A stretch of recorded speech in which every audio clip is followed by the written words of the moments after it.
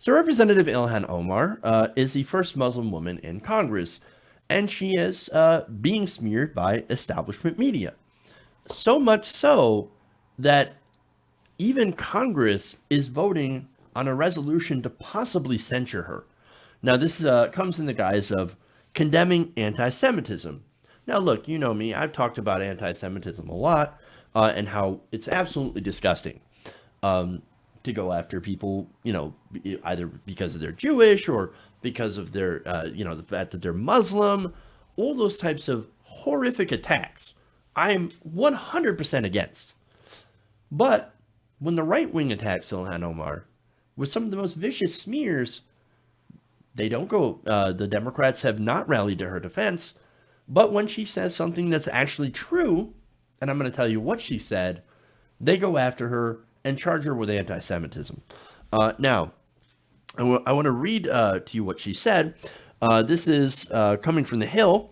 Omar has come under fire for saying at a Washington bookstore forum last week that pro-Israel advocates are pushing allegiance to a foreign country.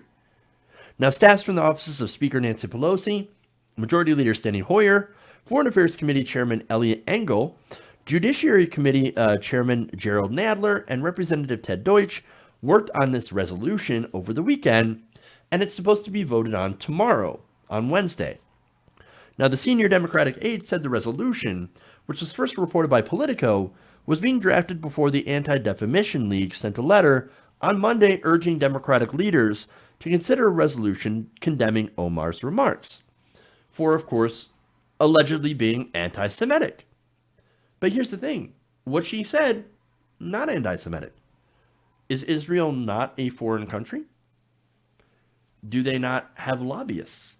Is AIPAC not a lobbying firm to advance the interests of the Israeli country, of the nation of Israel?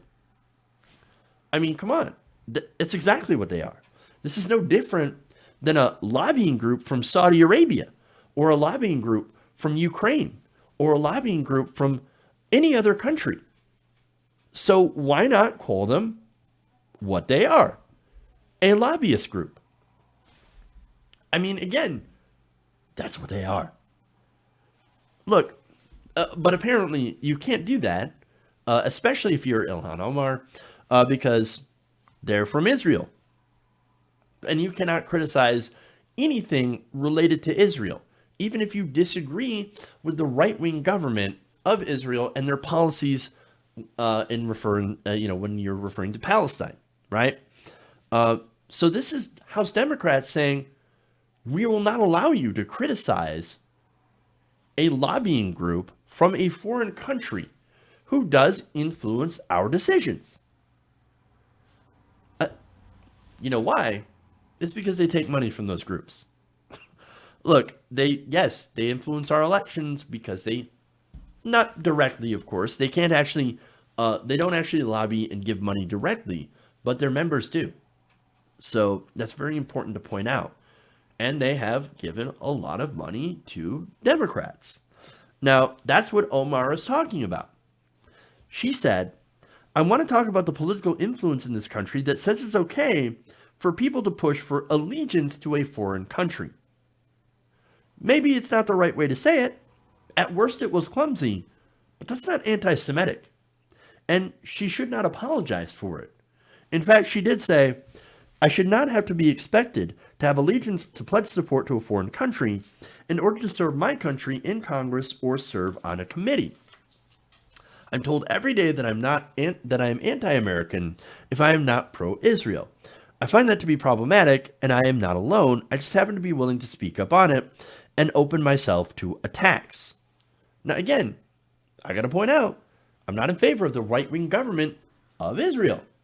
And right now, they have become an apartheid state. So if you are against that, that is perfectly fine. Because what they're doing is that they're oppressing Palestinians. They don't grant Palestinians living in their borders equal rights.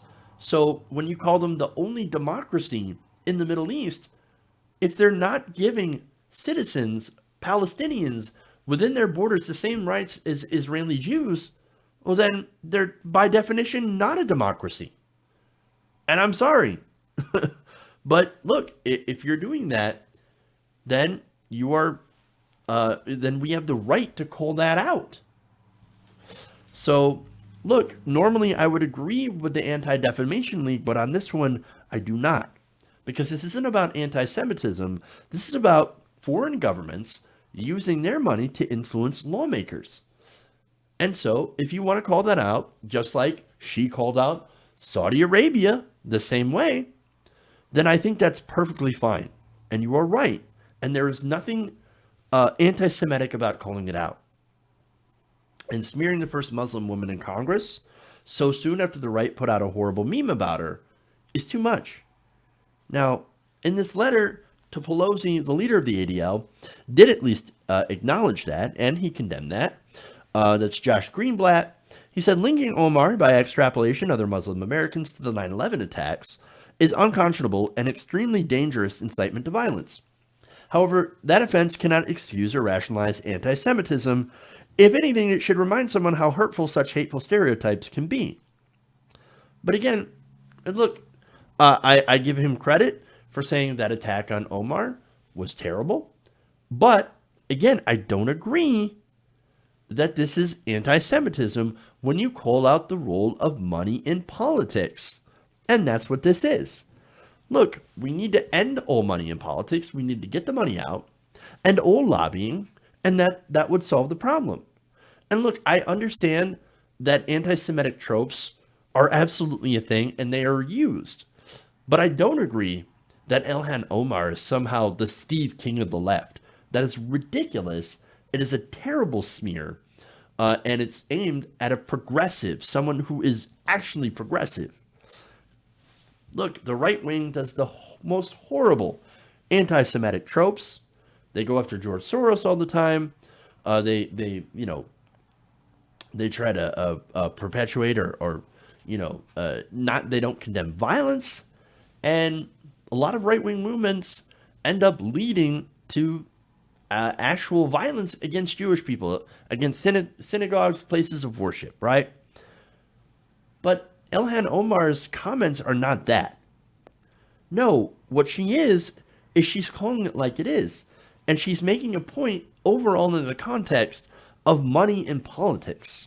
And we need to have that conversation so we can start getting all money out of politics so the politicians can serve the people, the American people, and not lobbyists wherever they come from. Hey guys, hopefully you enjoyed that free video. Now I'm going to have to ask you a favor. Between the demonetization and the YouTube algorithm messing around with view counts, etc., we're having a hard time adjusting to the new YouTube reality, which is where you guys come in. See, we have a Patreon, patreon.com/TYTNation, set up to help us rely on you guys, the viewers, instead of big corporate ads. Look, you know the show. You know I'm not in favor of big corporations anyway.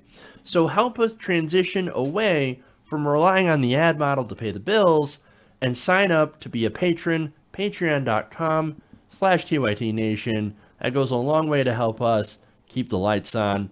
And you guys will know that you're supporting independent progressive media.